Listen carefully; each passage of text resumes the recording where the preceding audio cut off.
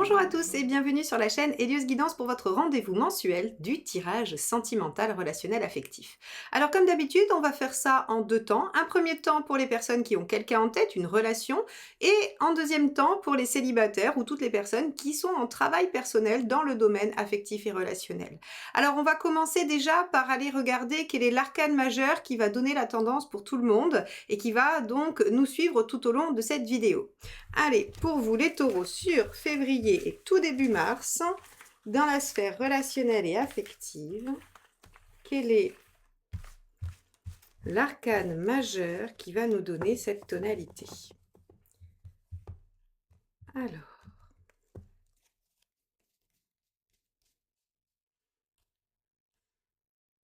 ça sera celle-ci.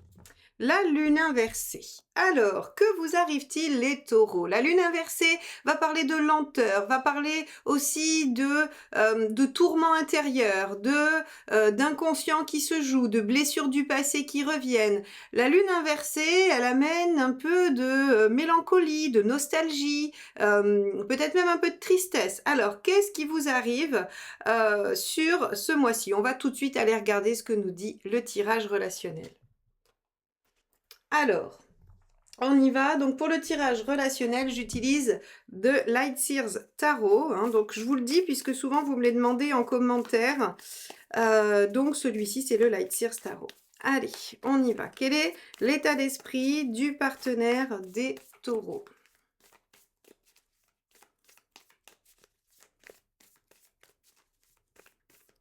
Hop. 4 de denier. Ok. Le ou la partenaire semble vouloir se figer sur des choses. Soit il y a de la construction, de la volonté de construction et de poser des bases solides, soit il y a une difficulté à avancer et à bouger de ces bases actuelles. Quoi qu'il en soit, ici, l'enjeu va être ce qui est solide, ce qui est stable, ce qui dure, ce qui s'ancre. On pourrait avoir quelqu'un qui s'accroche à ce qu'il a et ne souhaite pas en bouger. On peut imaginer tout à fait que dans une relation, par exemple, quelqu'un ne veuille pas faire de concessions ou de sacrifices de peur de perdre ce qu'il ou elle a construit. On peut aussi imaginer quelqu'un qui veut absolument verrouiller les choses, s'engager, venir figer une situation. Bon, on va regarder, vous, quel est votre état d'esprit et la problématique. Ça nous éclairera sur l'une ou l'autre direction. Allez, quel est votre état d'esprit, les taureaux, dans cette relation? L'arcane 6. Bon, vous êtes amoureux ou amoureuse, ou en tout cas, si c'est une relation amicale ou familiale, vous avez beaucoup d'affection pour l'autre personne. Vous êtes dans une dynamique assez romantique, assez aimante, et donc on a ici aussi la question du choix qui se pose avec l'arcane 6. Vous devez faire un choix, vous devez vous positionner, vous devez éventuellement vous engager. Donc on pourrait penser que votre partenaire vous demande un engagement, vous demande de concrétiser quelque chose qui va visiblement s'inscrire dans la durée et avec un engagement concret, factuel, puisqu'on est sur du pentacle. Donc ici, bien vous êtes dans une dynamique affective et vous avez à vous positionner, vous avez à faire un choix. Alors, quelle est la problématique ?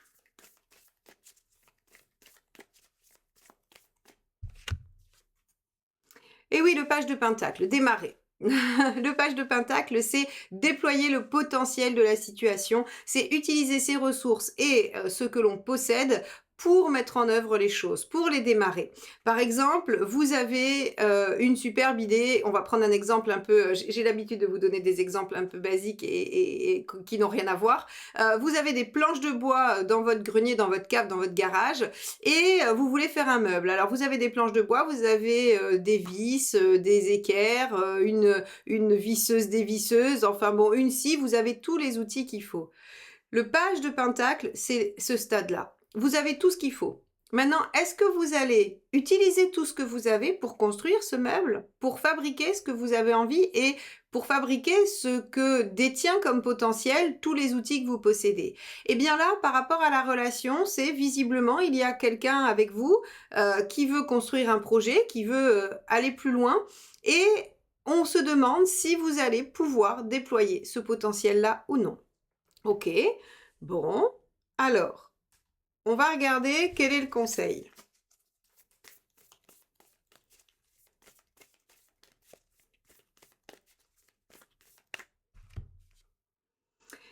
7 d'épée.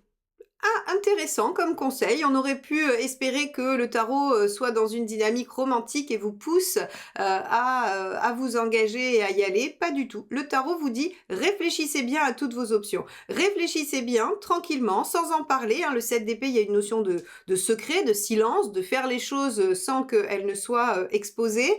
Et donc, on vous dit réfléchissez à toutes les options qui se proposent à vous, à toutes les idées que vous pourriez avoir, tous les possibles finalement, puisque on est aussi sur une carte de potentiel. Donc réfléchissez au potentiel.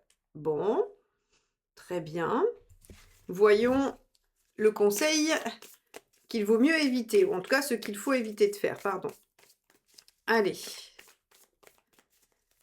Qu'est-ce qu'il est bon d'éviter de faire dans cette situation? Le 6 d'épée. Alors, 6 d'épée, c'est la transition. Deux aspects, toujours, hein, pour ceux qui me connaissent, on va toujours dans les deux extrêmes pour le négatif ici. Donc, comme le 6 d'épée, c'est la transition naturelle, normale entre deux situations, à l'extrême, ce serait d'aller trop vite, de ne pas accepter qu'il y ait une transition, que les choses puissent prendre du temps, que les choses s'installent dans la durée. Ou à l'autre inverse, ce serait de rester indéfiniment dans une zone indéfinie, dans une transition qui ne s'arrêterait jamais. C'est-à-dire qu'on n'est plus tout à fait sur l'ancienne situation, hein, sur les anciennes bases, on n'est pas non plus encore en direction de la nouveauté, et on est là dans une espèce d'inertie qui, en fait, finalement, ne nous permet pas d'avancer, et donc c'est une éternelle transition. On est éternellement entre deux situations. Ça, on vous dit que c'est pas la bonne chose. Donc, si je comprends bien, ici, on a... alors la lune inversée, à mon avis, elle va nous parler de tergiversation intérieure et de questionnement, de grands questionnements avec des doutes sur peut-être ce que vous voulez vraiment, sur ce qui se joue dans cette situation. On peut avoir des peurs, des craintes, des vieilles blessures qui remontent. On peut avoir tout ce genre de choses-là. Donc on a quelqu'un en 4 de pentacle en face de vous qui semble vouloir en tout cas construire, poser des bases. Vous êtes dans une dynamique où il y a des sentiments, mais où aussi vous vous sentez obligé peut-être de vous engager, de vous positionner. Il y a du potentiel, mais on ne sait pas si vous allez pouvoir déployer ce potentiel, on ne sait pas si c'est un beau potentiel. Eh bien, on vous dit, 7 d'épée, réfléchissez bien, prenez tous les aspects, étudiez toutes les possibilités par rapport à cette situation, mais par contre, ne restez pas inactif, ne restez pas dans un entre-deux indéfiniment. Soit vous y allez, soit vous n'y allez pas. Réfléchissez bien à ça, mais il faudra finalement vous positionner. Alors, on va regarder l'intention du partenaire. Hop, alors. Non, il y en a beaucoup qui sont tombés, donc je ne vais pas les garder. Hop. Allez. Quelle est l'intention de votre partenaire, les taureaux? 10 de pentacle. Bon, alors, le ou la partenaire a vraiment l'ambition de construire, entre du 4 de pentacle et du 10 de pentacle, on est sur tout ce qui vaut sécurité. On peut imaginer que votre partenaire ait souffert d'instabilité, d'insécurité par le passé et ait besoin de garanties, ait besoin de pouvoir s'appuyer, ait besoin de pouvoir compter sur vous, visiblement. 4 de pentacle, 10 de pentacle, très clairement, on veut figer, fixer, ancrer les choses, s'engager, construire, consolider. Tous ces mots-là, en fait, vont venir avec ces cartes. Donc, vous avez en face de vous quelqu'un qui voudrait vraiment construire et s'engager. Alors, deux choses. C'est bien pour vous les taureaux parce que vous aimez construire. Par contre, si on vous presse à la décision, ça risque de vous mettre un petit peu mal parce que vous aimez prendre le temps de décider. Une fois que vous avez décidé, vous ne revenez plus en arrière. Mais par contre, vous avez besoin d'un temps de réflexion, d'un temps d'observation pour savoir si oui ou non vous y allez. Parce que vous savez qu'une fois que vous aurez dit oui, eh bien, vous ne vous dédirez plus. Donc, ici, on a un ou une partenaire, ben j'en mets le bazar dans mes cartes, on a un ou une partenaire qui, visiblement, veut vous pousser à vous positionner, et donc vous, ben, on peut imaginer que ça ne vous mette pas tout à fait à l'aise. Allez, on va regarder quelle est votre intention à vous.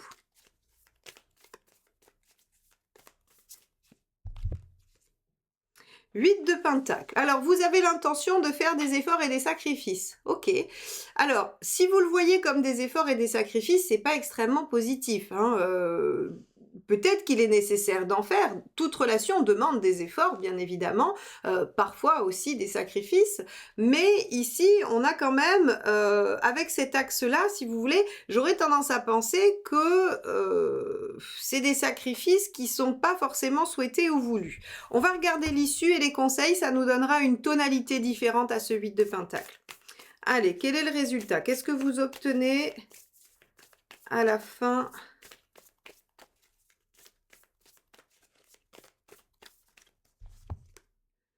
L'étoile. Bon, alors l'étoile, j'aime beaucoup.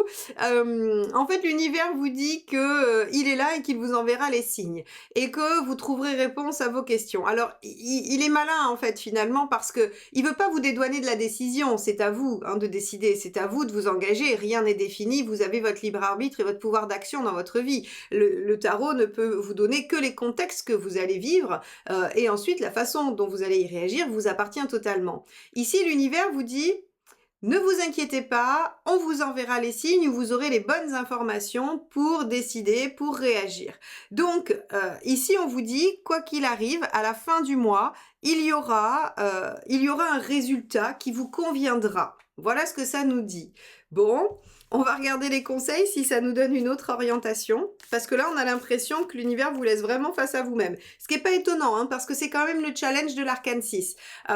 Pour la petite histoire, alors je la raconte de temps en temps, mais l'enseignement philosophique de l'arcane 6, c'est justement autour du choix et de l'engagement, et du fait de prendre ses propres décisions. C'est-à-dire que le challenge, c'est de passer au niveau 7, le chariot, la carte suivante. Et le chariot, c'est j'ai les rênes de ma vie entre les mains, et c'est moi qui dirige, qui donne la direction. Mais pour ça, en fait, il faut que vous ayez passé l'épreuve du 6 qui est de choisir, qui est de trancher. Si vous laissez la vie décider pour vous, vous ne passez pas cette étape. Et donc, vous n'êtes pas en position 7 du chariot où les choses évoluent, avancent et où c'est vous qui décidez. Vous restez bloqué dans cette éternelle transition, 6 d'épée, et vous laissez l'univers, la vie, les autres choisir pour vous. Donc ici, je ne suis pas très étonnée d'avoir une étoile en réponse qui vous dit: on sera là, on vous accompagnera, mais de toute façon, c'est à vous de savoir ce que vous allez faire. Donc, on va voir les conseils. Allez, le premier.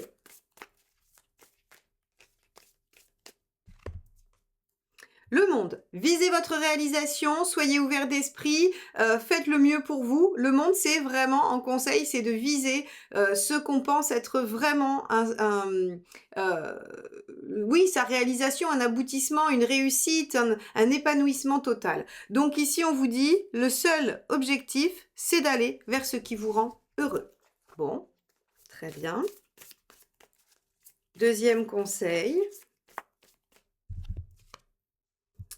Roi de Pentacle, soyez un peu détaché, parce qu'en fait, si vous voulez, vous avez été capable de construire jusqu'ici. Si vous voulez aller plus loin, pas de problème, vous serez capable de construire plus. Mais si vous vous arrêtez là, vous serez capable de reconstruire à nouveau. Ne pensez pas que cette chance est la dernière. Ne pensez pas que vous n'aurez plus aucune chance de construire quoi que ce soit si vous dites non à ce qui s'offre à vous. C'est-à-dire que si vous décidez de ne pas déployer ce page de Pentacle, parce qu'il y a trop de pression sur une construction trop rapide, eh bien, autorisez-vous à prendre de la distance et à vous dire: c'est pas grave, je pourrais reconstruire ultérieurement, je pourrais faire autrement à un autre moment. J'ai les compétences, j'ai les capacités, j'ai la stabilité. Ici, chez vous, c'est pas un problème d'engagement, c'est pas un problème que vous n'êtes pas en capacité de vous engager. C'est que peut-être vous doutez du bien fondé de cet engagement-là. Donc le roi de denier, il vous dit que vous avez les compétences en vous et que vous pouvez prendre un peu de distance, un peu de détachement par rapport à la situation, car elle n'est peut-être pas la seule et unique qui pourrait se présenter à vous.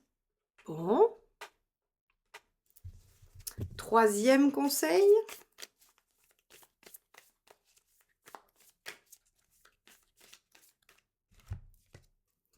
Deux de bâton, l'univers vous fait des blagues. Deux de bâton, bah oui, faites un choix de vie. Sachez que le choix que vous allez faire va impliquer tous les domaines de votre vie. C'est le principe même du choix du deux de bâton, hein. C'est-à-dire qu'un choix dans un domaine va impacter toutes les sphères de votre vie. Par exemple, je donne cet exemple-là à chaque fois parce qu'il est très parlant. Vous décidez d'accepter une mutation, c'est dans une autre région, eh bien ça impacte votre lieu de vie, ça impacte votre famille que vous demandez de vous suivre, hein, donc elle va déménager, ça impacte vos enfants, ça impacte votre cercle amical que vous allez plus ou moins quitter, ça impacte en fait finalement toute votre vie. Ça impacte aussi peut-être vos finances parce que là où vous allez, c'est peut-être plus cher, moins cher, peu importe. En tout cas, on a en fait un choix de vie qui va rayonner dans tous les domaines. Donc ici, on sait que vous êtes face à un choix à faire, que l'univers va vous laisser le faire, il vous demande de vous positionner, il vous donne l'épreuve du 6, l'épreuve de l'arcane 6, qui est de vous positionner et de ne pas laisser la vie choisir pour vous. C'est pour ça qu'il ne vous aide pas plus sur ce tirage.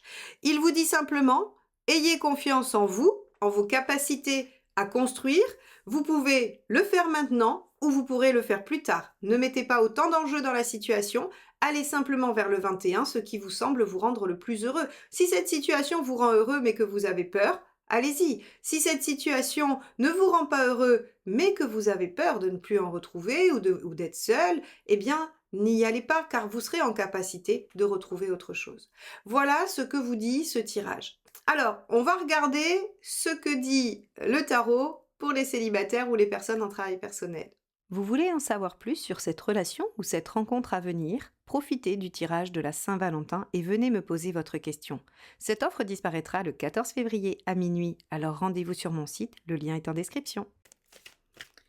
Allez, que nous dit le tarot sur vous pour ce mois de février, les taureaux, votre état d'esprit?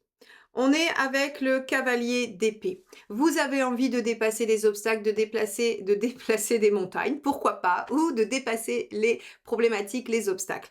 Donc le cavalier d'épée, dans son état d'esprit, il est conquérant, il est motivé, il veut absolument gagner, il veut absolument relever les défis, il a une hargne terrible et il n'y a pas grand-chose qui peut arrêter un cavalier d'épée. Ok, donc vous êtes déterminé à obtenir ce que vous souhaitez. Très bien, on va regarder ce que c'est.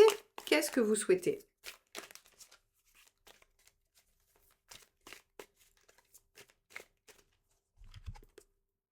Vous souhaitez le 3 de coupe. Vous souhaitez avoir plus de légèreté, plus de plaisir, plus de bienveillance, de joie, d'amusement.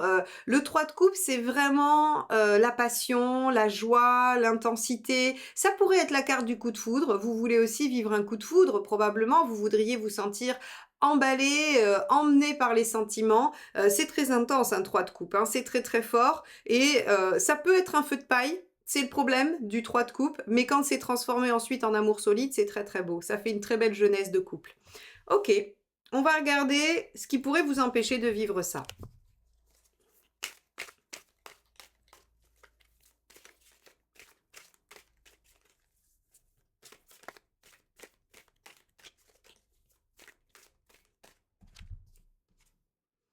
On a ici le 2 d'épée. Alors, trop de réflexion, trop d'attente, trop de méfiance aussi.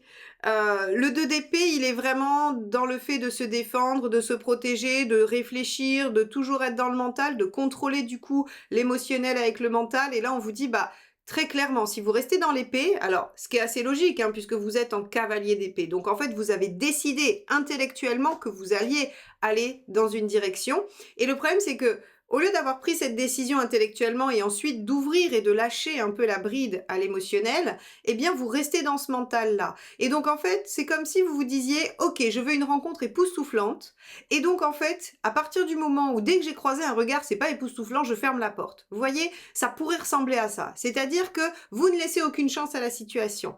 Vous voulez de l'enthousiasme, de la beauté, de la passion, du coup de foudre. Et donc, pour vous, c'est vraiment love at first sight. C'est-à-dire qu'il faudrait qu'au premier coup d'œil, ça déclenche chez vous tout ce flot d'émotions. Et là, on vous dit, mais le problème, c'est qu'en agissant comme ça, vous mettez une barrière. Et comme vous mettez une barrière, vous ne donnez pas l'occasion à votre émotionnel de vivre ça, d'enclencher ce processus. Donc, il va falloir un peu lâcher la bride. Alors, comment on fait ça?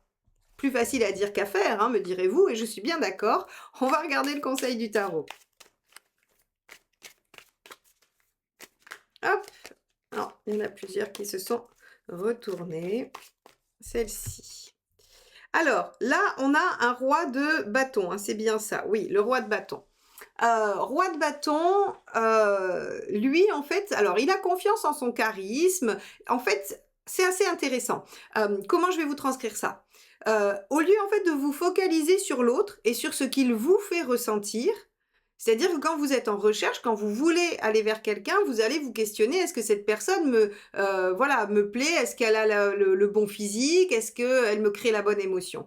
Eh bien, en fait, on vous dit: «Hop, roi de bâton, mouvement inverse. Recentrez-vous sur vous et en fait, soyez attentif à ce que vous faites vibrer comme énergie et comme intensité». C'est-à-dire que le roi de bâton, il joue avec le charisme, il joue avec son bagou, il joue avec sa prestance. C'est celui qui en impose. Il est là, en fait, finalement, et il est assez centré sur lui. Alors, je vous dis pas d'être égocentré, d'être égoïste et de faire le pan à chaque fois que vous sortez, mais il y a quand même une notion de se centrer plutôt sur soi et sur son énergie pour qu'en fait, elle rayonne positivement et que ça attire des personnes, plutôt que vous d'être en chasse. Vous voyez? Le roi de bâton, il n'est pas en chasse, il est plutôt en représentation, je vais dire ça.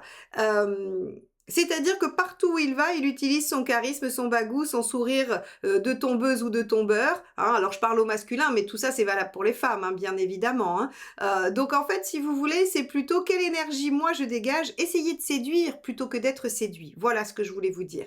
Essayez de séduire et de plaire à l'autre plutôt que de vous demander si l'autre vous plaît. Voilà, je crois que c'est très bien résumé et que j'ai enfin trouvé la façon de vous expliquer cette carte. Donc, ici, on vous dit, vous voulez dépasser des obstacles, vous voulez probablement changer de situation ou changer votre situation en tout cas. Vous voulez de l'intensité, du plaisir, de la joie, du coup de foudre, des ressentis intenses. Très bien, sauf que le mental vient bloquer et vous dites, vous arrivez quelque part, vous regardez les potentiels prétendants ou prétendantes et vous vous dites: Non, ça va pas le faire». Et hop, vous êtes fermé pour le reste de la soirée parce que vous vous dites que c'est pas encore ce soir que ça va se passer, admettons. Eh bien là, on vous dit non. Il faut arriver dans cet endroit-là, dans cette soirée, dans ce moment, dans ce peu importe le contexte, vous arrivez et en fait, vous jouez les séductrices ou les séducteurs. Et c'est là, en fait, que vous allez vous permettre de vivre ce que vous souhaitez, le 3 de coupe. Alors, on va tout de suite voir ce que ça donne à court terme. On a ici, donc, effectivement, la carte de l'ovation. C'est une carte qui, vous parle en fait de couple, donc c'est très bien. C'est l'équivalent du soleil, hein, d'accord? Sur le tarot classique, on va être sur l'équivalent au soleil et donc en fait, c'est une carte qui va vous parler de couple, qui va vous parler de réussite, de rayonnement. Donc vous voyez, hein, par rapport à ce que je viens de vous expliquer sur le roi de bâton qui, en fait, arrive et rayonne dans un lieu, eh bien oui, c'est ce qui va se passer. Vous allez rayonner, les choses vont s'éclaircir et vous allez pouvoir vous connecter à quelqu'un avec qui vous allez avoir des énergies similaires. Parce que ce qui est intéressant, c'est que la carte du soleil qui parle du couple, tout autant que la carte de l'amoureux peut parler d'une rencontre, hein, mais la carte du soleil, il y a cette notion en fait de réciprocité, d'équivalence. C'est-à-dire que vous êtes face à quelqu'un qui a les mêmes énergies que vous. Il n'y a pas de distorsion. Alors qu'avec le 6, il peut y en avoir. Ici, on est vraiment avec quelqu'un qui va en fait venir connecter votre enfant intérieur. Et donc, on a les deux choses. On a le rayonnement du roi de bâton. Et on a le 3 de coupe à l'intérieur du soleil. À n'en pas douter, puisque c'est l'instant présent, c'est la joie, c'est le plaisir, c'est le fait de profiter de la vie, le soleil. Donc, vous avez un résultat quasi immédiat, les taureaux. Quasi immédiat. Après, je ne suis pas très étonnée. Votre charme légendaire va opérer immédiatement si vous lâchez les chevaux. Allez, on va regarder à long terme ce que ça donne. Le roi de coupe. Le roi de coupe est une carte qui évoque les joies, les plaisirs. Alors, les célibataires ou toute personne qui veut travailler dans ce domaine-là, dans le domaine affectif et guérir des blessures, très clairement, plus vous allez jouer sur votre assurance, sur votre charisme, sur vos qualités personnelles, plus vous allez ouvrir, être dans l'expansion de votre personnalité. On a le soleil assez rapidement, en issue à court terme, et on a le roi de coupe qui jouit de ses 5 sens, qui se fait plaisir, qui séduit, qui plaît, qui a même le choix. Donc en fait, si vous voulez, ici pour vous, On a alors des rencontres, il va y en avoir, hein, n'en doutez pas. Des rencontres, il va y en avoir. Des opportunités, il va y en avoir. Seulement, soyez dans le roi de bâton et sortez du 2 d'épée, tout simplement. C'est aussi simple que ça. Donc, en fait, allez vers l'autre au lieu d'attendre que l'autre vous plaise. Essayez de plaire à l'autre. C'est le seul et unique, heu, j'allais dire, mouvement que vous avez à faire pour libérer votre vie affective et relationnelle. Donc, c'est quand même assez simple finalement, hein. Tout à l'heure, on se disait: «OK, mais comment faire?» Eh bien, il suffit juste de vous dire: «OK, je me mets en action de séduire et j'essaye de séduire les gens». Même si, j'ai envie de vous dire, vous allez me faire la remarque: «Oui, mais Marion, on va pas séduire des gens qu'on n'a pas envie de séduire». En fait, c'est pas tant ça, je vous demande pas de draguer tout le monde, mais d'être dans une attitude de séduction, c'est-à-dire d'être dans une attitude où en fait, vous voulez être apprécié. Soyez dans cette attitude de vouloir être apprécié, aimé et reconnu pour vos qualités. Ne soyez pas, prétentieuse ou prétentieux, ne soyez pas exubérant ou exubérante, soyez juste en fait dans une posture avenante, plaisante et séduisante. Au sens où en fait, vous pouvez être, vous savez être charmant, vous savez discuter, vous savez vous montrer à l'écoute. Eh bien, mettez en avant toutes ces qualités et vous allez voir qu'en fait, vous allez donc, à force, attirer des personnes qui vont venir se connecter à ces énergies. Voilà mon conseil pour vous, hein, enfin le conseil du tarot. Moi, je n'y suis pour rien, je ne suis que la traductrice. J'espère en tout cas que ça vous aidera et revenez me dire dans les commentaires si vous avez réussi effectivement à rencontrer quelqu'un, à finalement faire cette magnifique carte de l'ovation du soleil. Donc, j'attends vos retours avec impatience. Donc, n'hésitez pas à commenter, à liker et à partager ces vidéos. Abonnez-vous évidemment également si vous souhaitez retrouver tout ce que je propose sur ma chaîne, les publications de communauté avec des petites phrases méditatives, les vidéos générales et sentimentales tous les mois, et ainsi que toutes les dates de propositions de formation ou même tout ce que je peux vous proposer régulièrement de neuf, puisque j'essaye d'innover constamment pour être au plus près de vos besoins et de vos attentes. Je vous souhaite un très beau mois de février et je vous dis à très vite. Bye bye.